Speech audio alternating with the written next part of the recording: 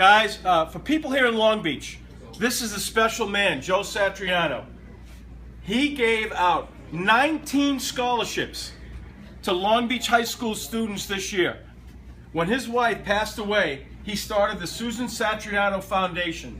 Every single dollar raised goes to children who have a parent battling cancer, who've lost their battle to cancer. And Joe, again, this past year gave 19 scholarships to children with Long Beach High School. And Joe, welcome to the show, and let's hear another inspirational story this week. Well, thank you very much, Howie, for inviting me once again. And I must say that even though I didn't know Woody Davis, from all the wonderful tributes that I've heard tonight, I feel like I do know him. I think I would have been one of his challenge students, I think, because swimming is definitely above my head. Yeah. Anyone hear that back there? Maybe you like this one better, because I don't like to make waves, you know that. However, I started the Susan Satriano Foundation 10 years ago after Susan passed away of a 13-year battle with breast cancer. We were both high school math teachers. Don't hold it against me, please. And yes, we did multiply twice in our lives. So we saw the devastating, that was a math joke. Rough crowd, Howie, rough crowd. It's been a long evening on the radio. Anyway, the fact is that we saw the devastating effects it had on our own two boys to watch their mom's 13-year demise. So I started the foundation after Sue died, 6 months after she did. And as Howie said, I target high school seniors who are going to an accredited college in the fall, because it is a scholarship for their higher education. The kicker is, to be eligible, they have to have a parent who's either passed away of cancer, presently battling, or in remission.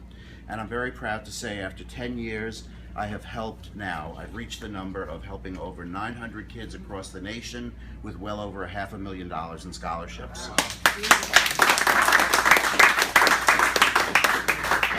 Thank you. But one of the wonderful things that happens is not only do I give them out a check, but I ask every single school to give me 20 minutes with each child. And I interview every single kid. This year I'm helping 257 kids. I met all of them, whether it be person to person or Skype interviews. The disadvantage there is I got to get dressed. Only waist up though, don't worry. But it's an incredible cathartic episode for these kids to talk to somebody who's walked the walk, and they open up like crazy. It's just remarkable. So anyway, I want to tell you about a student that I met 2 years ago.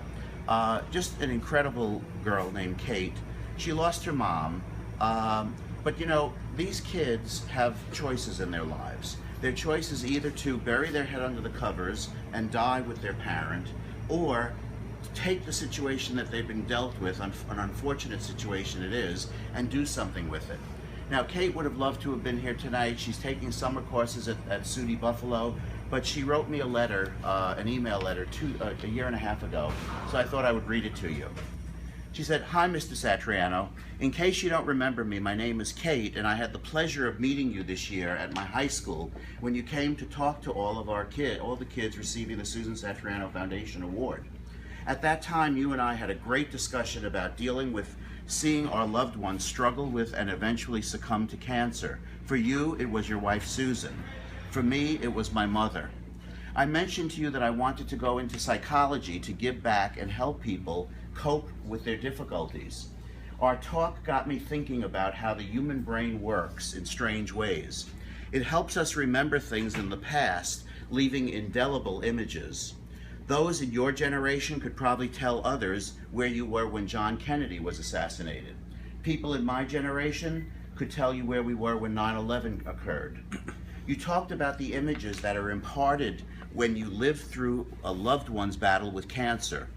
Sue's face when you told her that she had cancer, or the calm, peaceful face that Sue had when she took her last breath. You inspired me to call up some similar thoughts about my mom. The one I will always remember was her smile. No matter how bad things got at times, she had that same beautiful smile as she stopped breathing.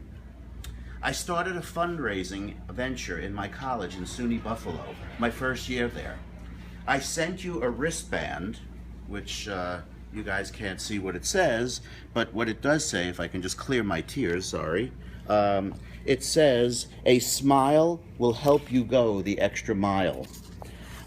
She sold them for $2 each. She coordinated at SUNY Buffalo a Smile Mile Run.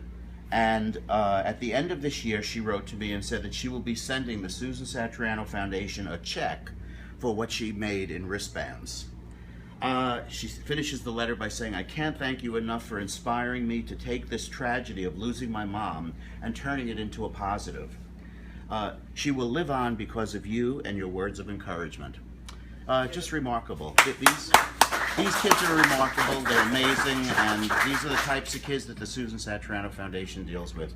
If you want to know anything else about the foundation or the book that I wrote, which 100% of its proceeds goes to the foundation, In Sickness and in Health, A Memoir of Love, go to www.susansatrianofoundation.com or call me at 516-603-5520. Thank you so much, Howie. All right, Joe, that was so inspiring.